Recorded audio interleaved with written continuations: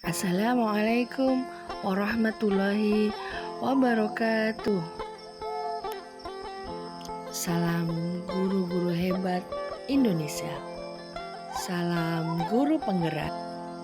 Perkenalkan, nama saya Marini SPDI, calon guru penggerak Angkatan 9 Kota Banjarbaru.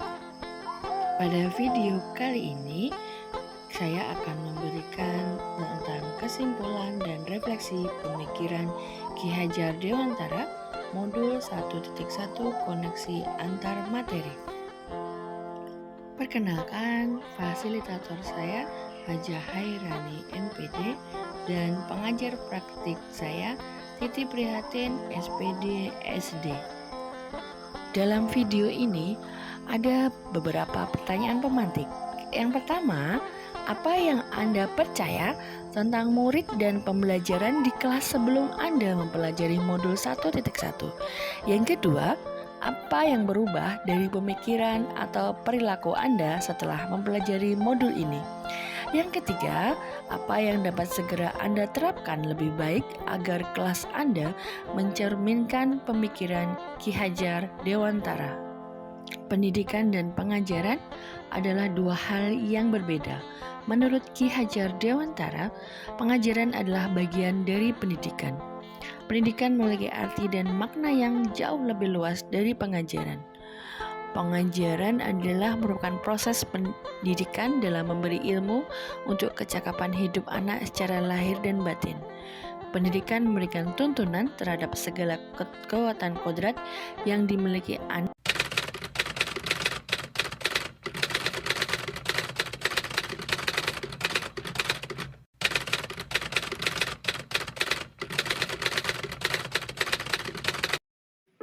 Sebelum mempelajari modul 1.1, pembelajaran yang saya lakukan adalah hanya transfer materi pelajaran.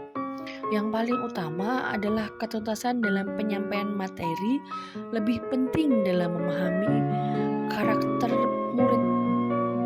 Kemudian hanya melihat nilai murid dari aspek kognitifnya saja. Jika murid sudah mencapai KKM, dianggap pembelajaran sudah berhasil. Kemudian murid sebagai objek pembelajaran, bukan sebagai subjek pembelajaran. Yang paling utama adalah pembelajaran terpusat pada guru. Saya tidak memperdulikan murid, apakah benar-benar murid itu paham atau tidak. Yang penting harus mengejar materi yang dibebankan selama 1 semester dan harus habis. Sebelum mempelajari modul ini, hukuman juga adalah senjata yang paling ampuh untuk membuat siswa jera. Kemudian hanya meminta siswa mengajar materi tanpa memikirkan cara yang digunakan dalam memahami materi. Ada lagi yang paling sering adalah mengeluh merasa gagal karena mendidik siswa banyak murid yang tidak tuntas.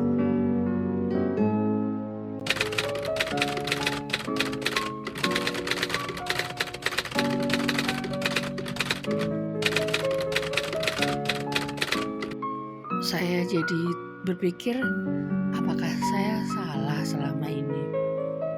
Setelah saya mempelajari modul 1.1 tentang pemikiran Ki Hajar Dewantara, bahwa apa yang saya pikirkan dan saya lakukan selama ini ternyata kurang tepat.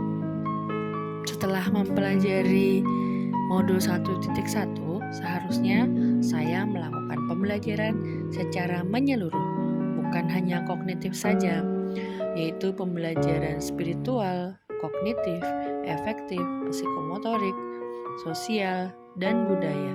Murid sebagai subjek pembelajaran, bukan objek, dalam artian murid memiliki kebebasan berkreasi, kebebasan mengungkapkan pendapat, kebebasan berekspresi. Cuman ada satu titik utama, kebebasan di sini tetap menjunjung tinggi budi pekerti dan adab kesopanan. Guru sebagai role model, dalam artian guru harus ikhlas, sabar dengan segala adalah ketulusan hati agar terwujud pembelajaran yang menyenangkan, harus mempelajari karakteristik murid karena setiap anak dilahirkan unik dan harus menghargai murid dan memberi kesempatan untuk murid tumbuh sesuai dengan kodratnya.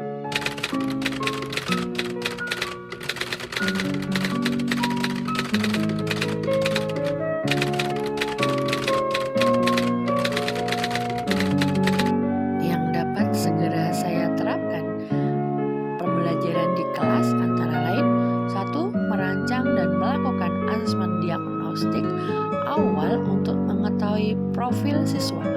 2. Merancang pembelajaran sesuai dengan hasil asesmen diagnostik awal yang telah dilakukan. 3. Membuat kesepakatan belajar di kelas. 4. Mengenali siswa dan latar belakangnya. Merancang pembelajaran yang interaktif dan menyenangkan dengan melibatkan murid. Selanjutnya, menerapkan pembelajaran abad 21 seperti yang diterapkan oleh Ki Hajar Dewantara, berpikir kritis, kreatif, komunikatif, dan kolaborasi. Selanjutnya, pembelajaran tidak lagi menuntut, tetapi menuntun.